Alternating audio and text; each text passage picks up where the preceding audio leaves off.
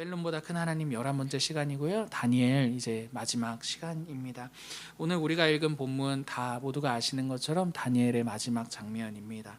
이 12장 이제 마지막 장인데요. 이 12장은요, 우리가 읽은 이 본문이 앞선 내용과 10장부터의 내용과 연결되어 있습니다. 앞선 내용을 간략하게 말씀드리자면 다니엘은 히데겔 강가에서 이제 자신의 미래와 이스라엘의 미래에 대한 환상을 보게 되죠. 포로에서 그 환상이 무엇입니까? 11장에 보면 포로에서 귀환한 이후에도 강대국 사이에서 갈피를 잡지 못하는 그 이스라엘의 형편을 이제 보게 되는 겁니다. 이 환상은요, 이스라엘의 역사를 통해서 나타나게 되는데요. 이스라엘이 포로로 귀환하고 난 다음에 지금은 이제 바사가 패권을 쥐고 있는 시기인데 그 이후에 등장하는 패권을 쥐는 나라가 그리스입니다. 알렉산더 대왕 들어보셨죠? 그러니까 그리스는 원래 있었는데 알렉산더 대왕 때 이제 막 부흥해가지고 그때 바사를 정복하게 됩니다. 알렉산더가 죽은 이후에는요, 그 밑에 장군들이 나라를 쪼개서 이제 다스리게 되는데 그때 한 지역을 담당했던 안티오쿠스 4세, 안티오쿠스 4세라는 이 왕이, 이 그리스의 왕이 이스라엘을 아주 처참하게 짓밟아 버립니다. 신앙을 금지하고 성전을 더럽히고 우상을 막 강제로 숭배하게 하고, 그리고 다 그렇게 이제 말 듣지 않는 사람들은 다 죽이는 그런 일을 했던, 아주 참혹한 일을 했던 이스라엘의 역사 가운데 그런 인물입니다. 그때 그 장면을 다니엘이 이제 보았다라고 하는 거예요. 그 장면에 대해 1절을 보니까 이렇게 표현합니다. 눈으로 따라와 보세요. 개국 이래로 그때까지 없던 환란이라고 말이죠. 여러분, 오늘 우리가 읽은 이 본문은요, 환란과 관련 있는 내용입니다. 환란도 그냥 환란이 아니라 아주 극심한 대환란입니다. 대환란이라는 것은요, 개인의 삶뿐만 아니라 어떤 한 나라의, 이스라엘의 그 역사까지도 끝이 나는 것만 같은 그런 상황을 의미한다라는 거예요. 이는 단순히 이스라엘에게만 국한된 이야기가 아니라 이제 인류의 역사와도, 우리의 역사와도 관련되어 있는 내용입니다. 왜냐하면 우리의 역사도 결국에는 끝이 있을 것이기 때문이죠. 그러니까 성경은 이 끝을 가지고 종말이라고 하는데요. 오늘 본문을 통해 이 종말과 관련된 내용들을 함께 생각해보고 기도하도록 하겠습니다. 여러분, 우리에게 종말이라 하면 어떤 인상이 떠오르세요? 여러분, 종말이라고 하면 아마도 부정적인 이미지가 떠오르지 않을까 싶습니다. 저도 중학교 때요, Y2K라고 들어보셨어요? 99년도에서 2000년도로 넘어가는 아무도 모를 것 같아. 99년도에서 2000년도로 넘어가는 그때 Y2K라고 하면서 이제 종말이 온다. 이제 99에서 00이 되면 이제 뭐 컴퓨터도 오류가 생기고 뭐 이러면서 뭐 이제 뭐 그런 썰들이 있었어요. 노스트라다무스의 뭐 예언 막 해가지고 있었는데 적절하지 않은 예 같아. 시대가 진짜 이렇게 변했어, 그죠? 어른들이었으면 다 이해했을 텐데. 어쨌든 여러분, 그 종말은요 굉장히 무섭고 부정적이고 좋지 않은 그런 이미지였다라는 거죠. 심지어 여러분, 교회도 마찬가지였어요. 저도 어렸을 때 이제 침례교단 교회였는데 그 교회에서 요한계시록 세미나 이런 거 했던 기억 나거든요. 그러면 막 여러 상징들이 뭐고 근데 그때 들었던 인상이 아직도 남아서 지금도 요한계시록 읽으면 항상 그런 안 좋았던 인식과 부정적인 그런 인상, 종말에 대한 인상이 저에게도 그렇게 남아 있습니다. 여러분, 오늘 본문에서도 사실 그런 종말에 대한 어떤 끝날에 대한 이미지가 그렇게 좋지 않습니다. 부정적인 표현들이 등장하기 때문이에요. 1절 보니까 그 마지막 때를 뭐라고 말해요? 극심한 환란, 이렇게 말하고 있다라는 겁니다. 그런데 여러분, 그럼에도 불구하고 오늘 1절을 좀 사실 자세히 보시면 부정적인 이야기만 하는 게 아니라 사실 긍정적인 요소들을 더 말하고 있다는 것을 우리가 살펴볼 수가 있어요. 1절 같이 한번 읽어보실까요? 그때, 시작. 그때 내 민족을 호위하는 큰 군주 미가엘이 일어날 것이요 또 환란이 있으리니 이는 개국 이래로 그때까지 없던 환란일 것이며 그때 내 백성 중 책에 기록된 모든 자가 구원을 받을 것이라. 1절을 보시면 두 가지 정도의 긍정적인 내용을 우리가 발견할 수 있는데, 먼저 하나는요, 내 민족을 호위하는 큰 군주 미가엘이 일어난다라는 거예요. 여러분, 여기서 미가엘은요, 하나님께 보냄을 받은 이제 천상의 존재거든요. 그러니까 쉽게 말해서 천사라고 볼 수 있겠죠. 그가 뭘 한다라고 오늘 1절이 말하고 있습니까? 하나님의 백성을 뭐 한대요? 호위한대, 보호한다라고 말하는 거죠. 그러니까 종말의 이미지에서 여러분 이게 긍정적인 이미지가 등장한다라는 겁니다. 그죠? 하나님께서 보내신 천상의 존재가 하나님의 백성을 보호한다. 여러분 긍정적인 거잖아요. 이건 좋은 거잖아요. 그리고 다음으로 또 뭐라고 얘기하는 거 아니? 백성 중에 기록된 모든 자가 구원을 받을 것이다 라고도 말한다라는 거예요. 여러분 책에 이름이 기록되었다라는 건요, 하나님께서 자신의 백성을 잊지 않으신다라는 거거든요. 이것도 굉장히 긍정적인 표현인 거죠. 그러니까 이게 책에 이름이 기록된다라는 게 굉장히 안정감을 주는 이유가 뭐냐면, 식당에 갔을 때 예약하셨어요? 하잖아요. 예약했습니다. 이러면 예약 장부를 보지 않습니까? 확인하지 않습니까? 내 이름이 있으면 식당에서 나를 위해 준비한 대접을 다 그냥 일사천리로 받는 거 아닙니까? 그러니까 그와 마찬가지로 하나님의 책에 기록되어 있고 그 책에 우리 이름이 있다는 건 우리를 위한 하나님이 준비하신 모든 것들을 일사천리로 다 그냥 이렇게 받는다라는 것을 의미하게 되는 거죠. 그러니까 이처럼 하나님 책에 기록된 자들은 하나도 빠짐없이 하나님이 준비한 대로 이끌어 가신다라는 게 바로 그 책에 기록된 자들이 구원을 받게 될 것이다 라는 말의 의미가 된다라는 거예요. 그러니까 여러분 긍정적인 이미지죠. 보호를 받고 하나님이 준비하신 모든 것들로 대접하신다 라는 종말의 때에 일어날 두 가지 어떤 긍정적인 이미지가 있다라는 거죠. 그러니까 여러분 우리는 종말하면 사실 우리가 손 쓸 수 없는 무방비로 뭔가를 막 당하고 막 속수무책으로 당하고 막 이렇게 막 끝나버리는 그런 상상을 하지만, 사실 오늘 본문은요 종말을 말함에 있어서 우리에 대해 먼저 더 큰 손을 쓰고 계시는 하나님을 강조하고 있다라는 것을 우리가 생각해 볼 수가 있는 거죠.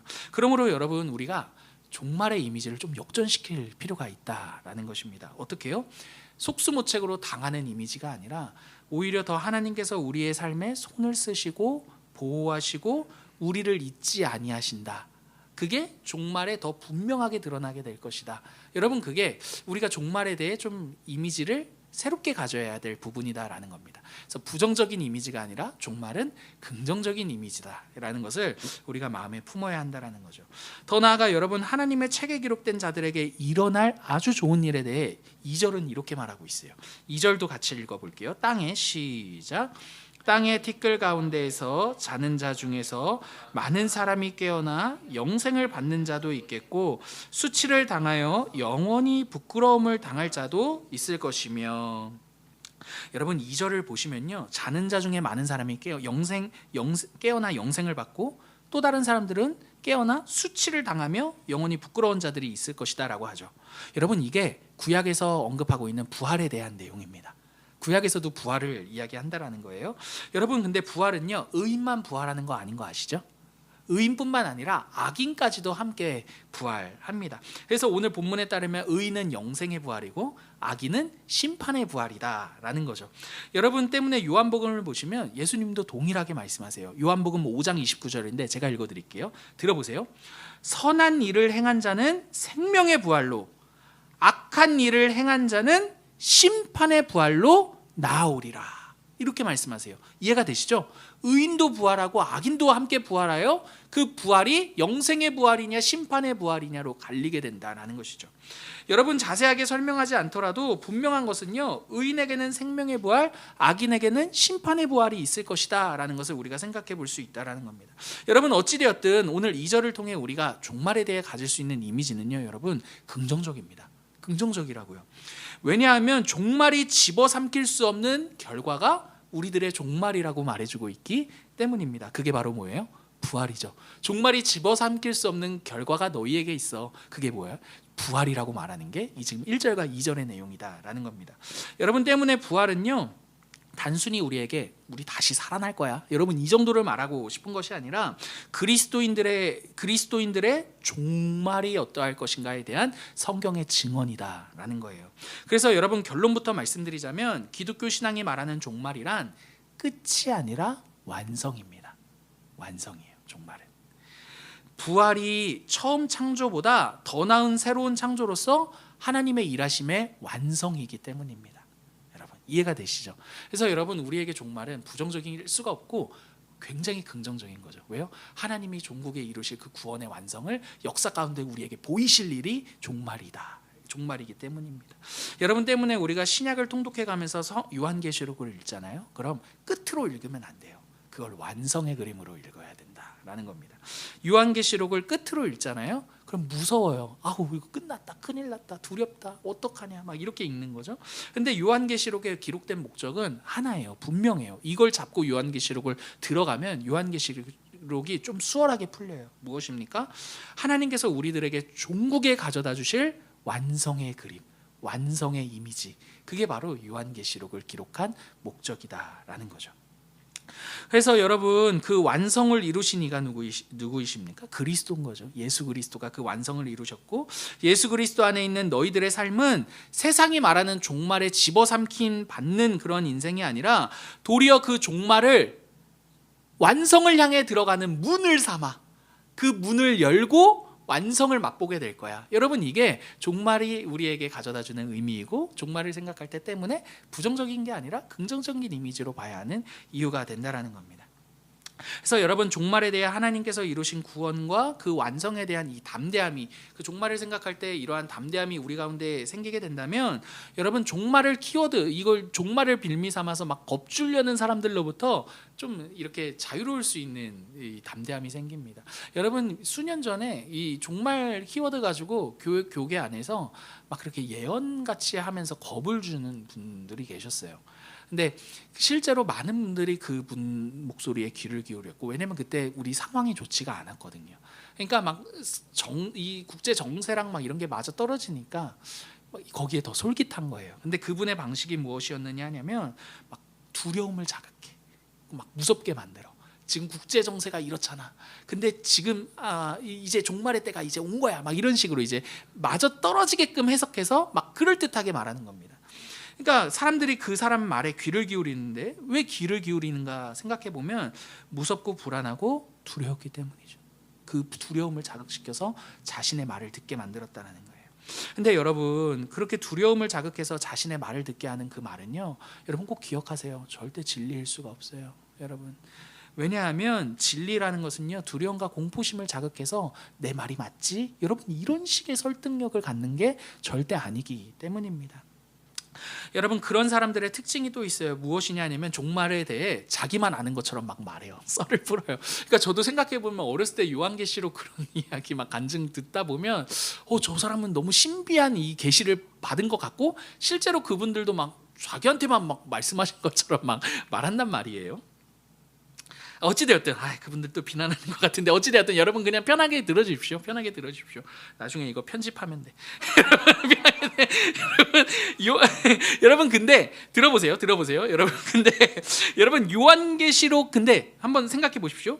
사실 근데 성경은요, 종말에 대해 사실은 너무 세세하게 말하고 있지는 않습니다. 그 실례로 요한계시록만 보더라도, 여러분 요한계시록 볼 때 그 의미가 막 당장 막 깨달아지답니까?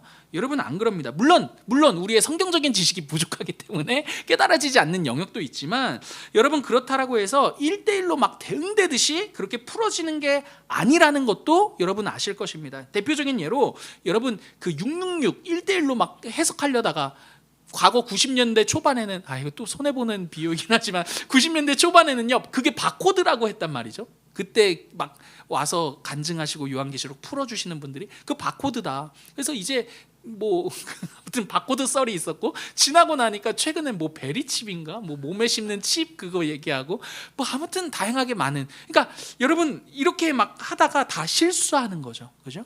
이해가 되시죠? 그러니까 요한계시록을 주신 목적은 이거 세세하게 다 풀어갖고 종말에 일어날 일들이 무엇인지 세세하게 너희가 다 꼼꼼히 알아야 된다, 여러분 이런 목적으로 주신 게 아니다라는 것입니다. 무슨 말이 하고 싶은 것이냐 하면, 여러분 종말에 대한 성경적인 입장은요, 설령 우리가 종말에 대해 세세하고 또 면밀히 다 알지 못하더라도 그 일이 두렵거나 무섭거나 겁을 내야 할 일이 기다 아니다? 아니다라는 것입니다. 왜냐하면 이 모든 일들의 결국에는 하나님께서 이루어내실 그 완성을 향해 가는 과정들이기 때문인 거죠.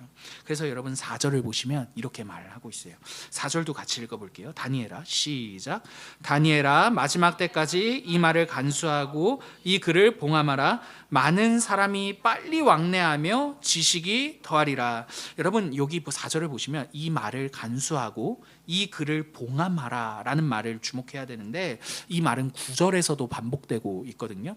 여러분 이게 무슨 말이냐 하면, 설령 결론만 말씀드리자면 설령 종말에 일어나는 그 모든 일들이 다 깨달아지지 않을지라도 전혀 문제될 거 없어. 여러분 그게 이 말의 의미가 됩니다. 그러니까 너는 이 말이 다 이해가 되지 않는다라고 버리지 마. 그게 간수하다라는 말의 의미고, 그리고 지금 당장 이해가 다 되지 않는다라고 해서 걱정하지 마. 그게 봉함하라라는 말의 의미가 된다라는 겁니다. 이해가 되지 않더라도 일단은 받아놔. 그래서 봉해놔. 여러분 그 말의 의미라는 거예요. 정리하면 여러분 종말을 대하는 신자의 태도는요, 겁을 내거나 두려워하면서 이를 세세하고 면밀하게 다 파악하듯이 들여다보는 게 아니라, 그보다 더 중요한 것은요, 여러분 역사의 주관자가 누구이신지를 알고 그 역사의 주관자 되신 그분이 이루신 완성을 향해 가는 모든 과정이 우리의 모든 현재요 미래가 될 것이다라는 확신에 있다라는 것이죠. 여러분 그걸 3절에 보시면 지혜 있는 자라고 하는 거고, 10절에서도 지혜 있는 자, 그게 지혜 있는 자라고 말한다라는 것입니다.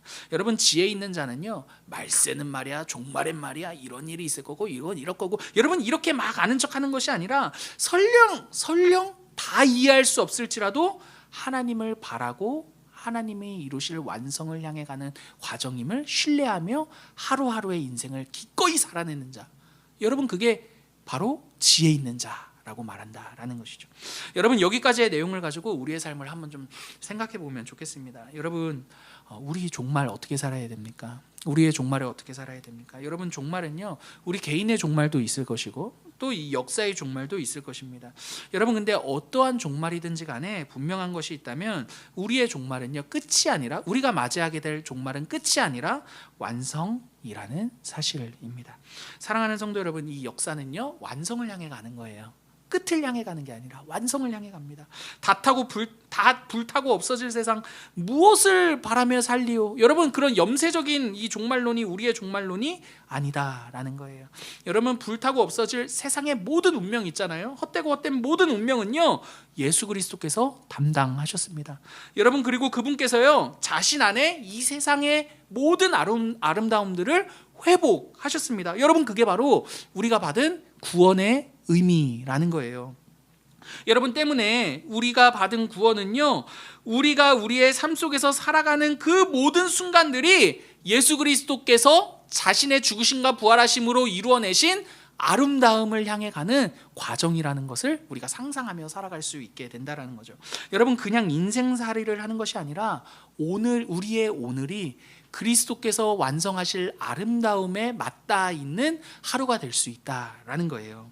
여러분 그래서 우리가 오늘 하루 이 충성한 나의 삶의 이 한 장면이 종국에는요, 그 완성의 날에는요, 그분이 완성하신, 그분이 회복하신 그 아름다운 그분의 나라와 어떻게 연결점이 되어 있는지를 여러분 맛보고 확인할 수 있게 될 것이다라는 것이죠. 여러분 그게 바로 오늘 나에게 주어진 삶을 기꺼이 신자답게 살아내야 하는 이유가 된다라는 겁니다. 여러분 오늘 회사에서 하는 정말 이게 무슨 상관이야 나와 했던 그 일들이 그리스도께서 이루시고 성취하시고 완성하신 그 아름다움과 맞닿아서 간다라는 거예요. 여러분 우리의 모든 날들이 그게 바로 우리가 바라는 종말을 생각할 때의 완성이고, 그 완성을 향해 오늘 우리의 하루가 그 완성을 향해 가고 있다라는 말의 의미가 되는 거죠. 여러분 그래서 다니엘서의 마지막 장면이 이렇게 끝나요. 13절인데 같이 한번 읽어보실까요? 13절 너는 가서 시작 너는 가서 마지막을 기다리라. 이는 내가 평안히 쉬다가 끝날에는 내 몫을 누릴 것임이라. 여러분 이게 무슨 말이냐 하냐면, 결론만 말씀드리자면 너에게 주어진 그 삶을 살아라 라는 말의 의미예요. 왜 그렇습니까?